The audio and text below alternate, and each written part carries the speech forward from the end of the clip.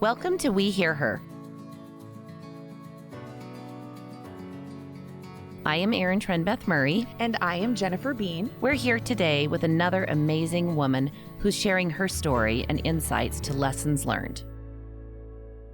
Hi, I'm Jennifer Bean, and I'm here this morning with Isom, and I'm going to reveal a bit how we connected. In developing the Women Who Succeed network, I started asking what other types of women could we add, to the group to offer color, diversity of thought and perspective. And so I picked up the Utah Business Magazine, and it happened to be the 30 Women to Watch issue. And so I said, I want to get to know this girl. And when we talked over the phone, you actually said, I'm actually not with that company anymore. And you told me how you maybe had made the most reckless decision of your life when you chose to do something different. Yeah, so fill me in, and everybody else who's listening, on how you landed in this chair beside me. Start from the beginning, start from wherever you feel like is important. I just want to hear your story. Well, who in their right mind leaves a really good job with promise and potential to pursue. Where you're clearly succeeding. Yes. Yeah. Yes. I mean, they had just asked me to be acting executive officer, and it was a pivot point for the company. But I also felt, for me personally, it was a big pivot point. Okay. It was, when you have those like raw, centered, really core moments where you're like, this is a defining decision for my life. And I understand that. I'm not going to waste it. And what a gift to recognize that in the moment. Yes. Usually it's hindsight. Yes. Yeah. Absolutely. Absolutely. You look back and go, wow, what did I do? Right. Or how wonderful was that? It worked out. Right. But this time it was very, very intentional. But I'm a woman who's comfortable with change. I moved 13 times growing up. My dad was in sales, and we would be relocated for his jobs often, or a lack of a job, and we'd have to find a new opportunity. Yeah. And you learn to be resilient. You learn that starting over isn't the worst thing in the world, although it's really hard. And I think there are certain times in your life, especially as a teenager, where it's harder. Sure. But I did learn change is a good thing, and adventure is a good thing, and to trust my inner compass a little bit, that I have a pretty good sense of who I am and what I have to offer. And there are worse things than losing a political campaign. Really? There are a lot of people who would say winning might be the hardest outcome, right? Right. That's a good point. Yes. And the journey has been fantastic. Yeah. So tell us about that. You are currently running for? I am currently running for the U.S. Senate as a candidate, Republican candidate, against incumbent Mike Lee. I love that. Congratulations. Thank you. I'm so excited to see where this journey takes you. I know you're not only a politician, although... that's taking some getting used to. I'm like, hold on a second. When did I become a politician? Right. And do I know how to be a politician? Yeah. Because I just still feel like I'm just Allie. Right. Yeah. That's a really good point. Like sometimes we feel like our job, and other times we're like, I can do that job, but I'm getting to know myself through my work. Yes. Because you're also a mother, aren't you? I'm a grandma. You're a grandma? I am. Give me your night cream. Well, I can share the brand later. Good. But yeah. So how many kids do you have? I have 4 children, 2 girls, 2 boys. And Okay. I have 5 grandchildren. Oh my gosh. Yes. Yeah. And they're a delight. They're the best part. They're the best part. Are you living your best mom, fun. Grandma life right now? It's so fun because you feel this connection with these little people. Yeah. And you see potential.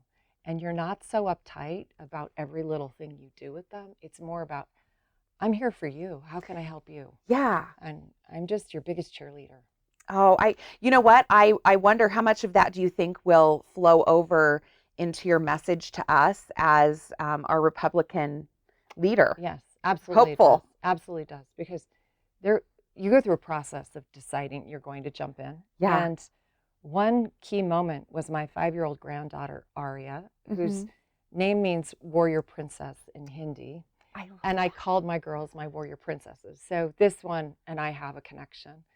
And she's standing in my kitchen, and I just had this strongest sense of, how will I look her in the eye in 20 years and say I didn't do something about the future she'll inherit when I had the chance? Oh, You know, I'm very concerned about what we hand off to her, both in Sure. terms of our national debt and our climate. Those things concern me. They're our heritage, they're our legacy and their Sure. heritage, you know. So Sure. Yeah. And that's what I think we're starting, hopefully, to get an understanding of, is that as we get older and I get more mature in my understanding, those things are impacting my life, even if I think they're big problems that somebody else in Washington is going to deal with. So you looked in your granddaughter's eyes, Aria, and what did you say? I will do this. I will go Yes. forward. I mean, I felt like, if not me, then who?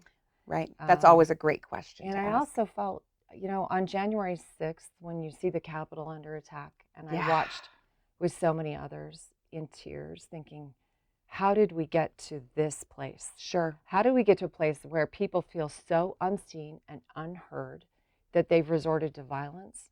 Right. And I wanted my country back. I want my party back. But it just felt like a time when good people have to get off the sidelines. We can no longer surrender to these hostile extremes that we see so often Sure. in caricature on Yeah. cable TV. Yeah. That's not who real Americans are. It's not who we are. Right.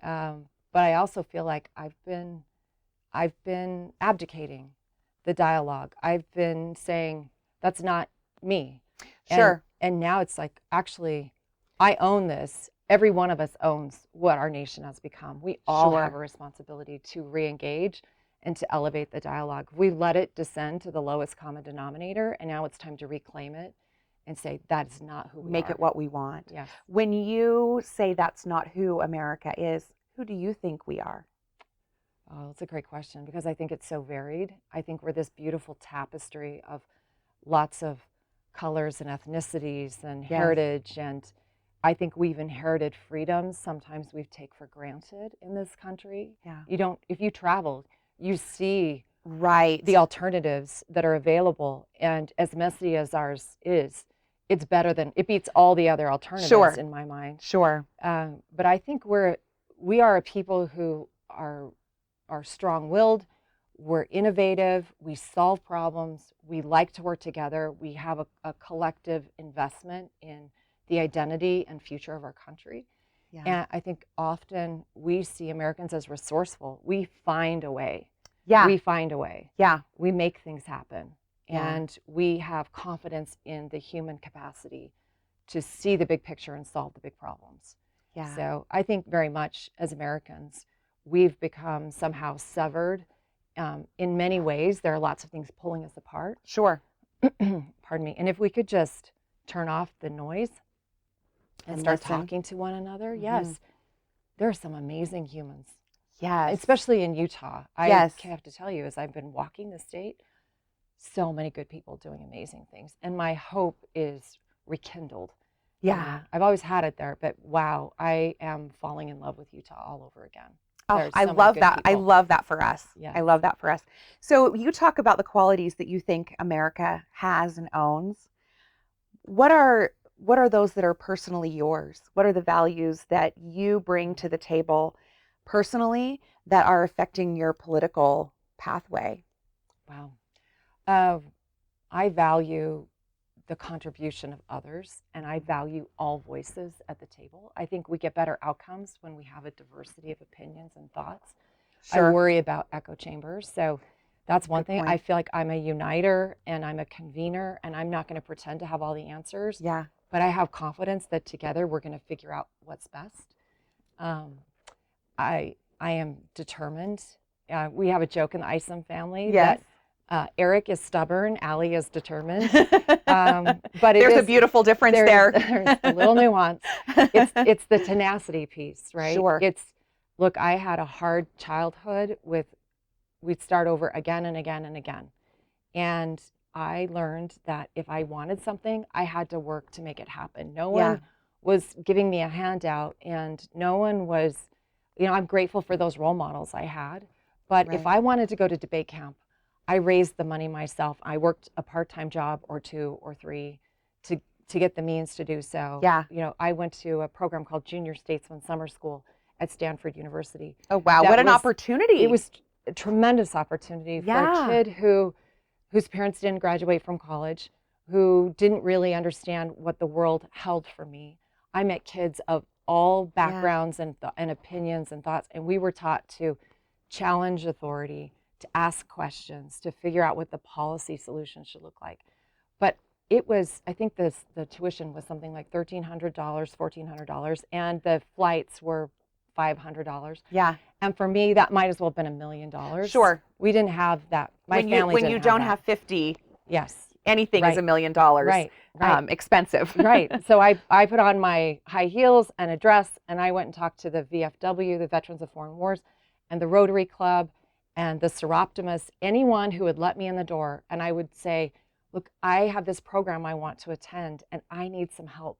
Yeah. I need people who can invest in me and who can believe in me. Or can you help me find a job that would pay a little bit more than, I think it was $3.75 an hour, you know? Gosh, I remember those days. Yes. Yes, those I do. days, and it was hard. Yeah. But I found people who wanted to help me, who gave me scholarship money and opportunities. And I did not take that experience at Stanford for granted, not 1 minute. Yeah. I knew what it took to get there, and I just soaked it up. I loved every minute of it. And it sounds like that still, and how old were you when you did that? I was 16. 16. That seems like it's still influencing your life and what you're trying to create around you. What do you think was that defining moment that offered you resilience and tenacity, the grit to move forward and not just be stubborn, but to be determined? Was it when you were, or did you learn it from your parents even, or? You know, I saw it in my parents. I you? have great role models that way. My mother is as gritty and determined as they come. I love those kind of women. Resourceful. You know, she often was working 2 or 3 part-time jobs. My mom cleaned movie theaters, delivered newspapers, drove the school bus. At one point, she was a massage therapist. She was always just trying to keep food on the table for us. Keep things afloat. And she was. And we often as a family would pitch in, and on the weekends we went as a family to clean the theaters, or we delivered the papers together. From a very young age, she taught me to work really hard to make things happen. Sure. That you have a way to control your destiny. So I was grateful for that example. Yeah, that's so important. I love that you noticed that. Yes. Yeah. Well, now, I mean, at the time, I think we're just getting by. Yes, you're just in survival mode. Yeah. But when I was 16, I had a debate coach who came to me and said, Allie, I see potential in you, and if you'll commit to do everything you can, I will commit equally, and we will get you to nationals by your senior year. And that meant I had to choose between the Harvard debate tournament and basketball tryouts. Oh, gosh. And I love basketball. I'm a mediocre player at best, just a big body inside. Right. I've got height for you. Yes. I have a terrible shot. But I, for me, it was suddenly like, I've been playing basketball my whole life, and I'm going to walk away from my whole life. Yeah, when my whole life. My whole 16 years. Yes. Yeah. But I made that decision. I committed to debate, and I sat in the back of Miss Arangelovich's, her French class, and did my debate research. I was like back there, bracketing quotes out of photocopies that I'd made of Time Magazine and U.S. News and World Report and the New York Times. We'd researched at the library. I had stacks of paper. I'd be cutting out evidence. I can barely ask for cheese and where the restroom is after 3 years of French. But cheese is important, though. I like that. The right things. Right? Yeah, exactly. Right, yeah, but I learned to, if I focused, if I studied, if I prepared, if I did the work, the outcome would come. And we won state that year. I had a tremendous partner. Yeah. I mean, this was both of us together, but I learned that my voice makes a difference. I learned that ideas make a difference, and that there's a way to engage other people, to share ideas, to get to good outcomes. So I found my voice in debate, but I also learned just work hard. Right. And I think that's such a really wonderful point. And you've held several different positions as you've worked hard to get where you are today. Yes. Tell me a little bit about that pathway and what it's added, what color it's added to your tapestry Okay. as you find yourself sitting here ready to take the next reckless move I know. with the Well, U.S. Senate. I know. I have a speech I give that's life is what you make of Plan B, because Yeah. it's never, I'm a planner. I want to figure it out. I always thought if you plan and you work hard, you're going to get there. But I have found that often where I end up is not where I plan to go, but Right. it's even better. So my husband hates that. He's like, I'm Plan B. I'm like, no, you're actually, the point is Plan B worked out better, right? Right. It worked out better. But after college, I managed political campaigns and worked in the Republican Party, and hauled my babies around to events and Yeah. to volunteer for candidates. And then I worked in the Huntsman administration and a state agency as Okay. deputy director at Community and Culture, which was the department over some fascinating and important programs. And then I Right. worked at polar opposite at Workforce Services as their government affairs lead. Oh, wow. And then I went to work in the Herbert administration, Governor Herbert, on whose campaign I had worked earlier Yeah. as a very pregnant Allie Isom. He invited me to be deputy chief of staff, communications director, and spokesperson. So I was there for 3 years, and then I went to work for the Church of Jesus Christ of Latter-day Saints. Okay. I worked there for 6 years, the first 3 in public affairs as the director of family and community relations, where I worked on LGBTQ issues, women's outreach, interfaith issues, race issues, the things that need a lot of dialogue Sure. and stakeholders at a table. That was my portfolio. And then I was the head of global branding for the next 3 years, role they called the director of institutional messaging. That's a big job. Or title. It's because they're still becoming accustomed to the conversation around branding and identity. And Sure. my role really was to lay a foundation for that conversation and to understand how leaders and representatives of the church could speak to people of our faith and not of our faith all around the world. So That's so important. And especially being right here in Utah, understanding how much outreach the church focuses on. Very much. And I'm just loving this tapestry that you're telling me about. And I wonder, what do you want your 5 grandchildren to know about you and to say about you when you may not even be in the room?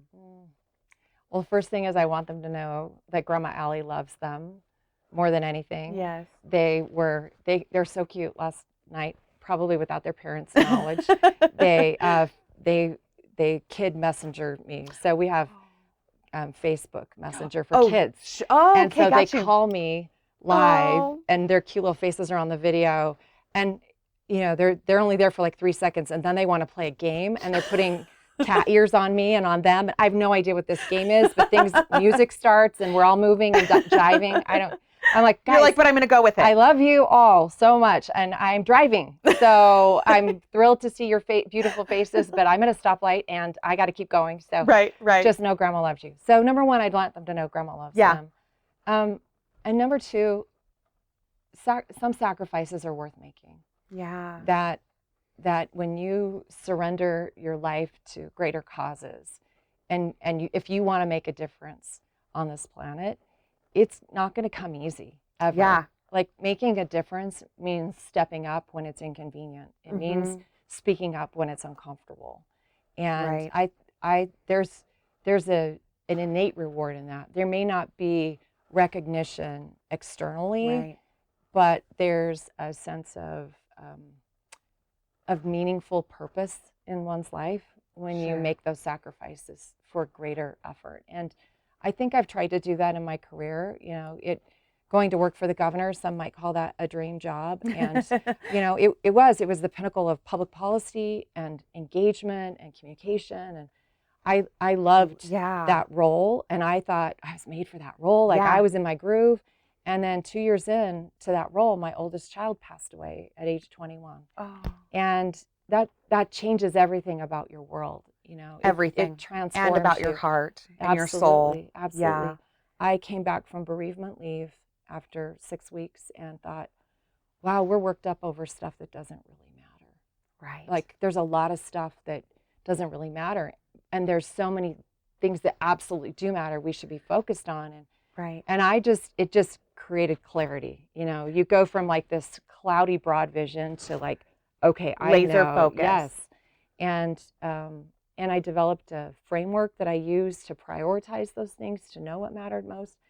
And I felt like I was impatient with the politics of politics. Like I wanted to get things done. So, if I were to say like my life lessons from that experience that I'd want my children to understand, it's you can do hard things because hard things actually give you clarity and priority. Perspective. It's a shift in perspective. Yeah. Yes. Yeah. And suddenly you realize there's more capacity in you than you think there is. And there are a lot of people around you. Like this is a team sport. Life is a team sport. Yes, I love that. Lots of people even with us. You learned that even shifting away from basketball. Absolutely. I have. And there's a lot of lifting we do together. It's never won by ourselves. So, if we're going to make progress on things that matter, there's always a team. There's always others. Right. And, I think valuing others and seeing people and hearing people is so important to putting the right things first. Oh, I absolutely agree. Allie, I could talk to you all day and I want to keep learning more about you, but I'm so happy to know a bit about your story and see how you really have created this tapestry for yourself, and you're willing to do it for us as well as Utahns, as Americans. I love the vision that you have for us. I love who you believe we are and what we're capable of. Thank you. And I love that I see that extension and that challenge as a personal one. And I wish you all of the luck in this big decision, this huge pivot. Thank you so much. And thank you for bringing us to the table so that we can listen and hear each other. It's my honor. It's a privilege to have been with you today. Thank you. Thanks for your time. Thank you for taking time to hear her. Join our efforts and learn more at womenwhosucceed.org. A big thank you to our sponsor, the Clark and Christine Ivory Foundation.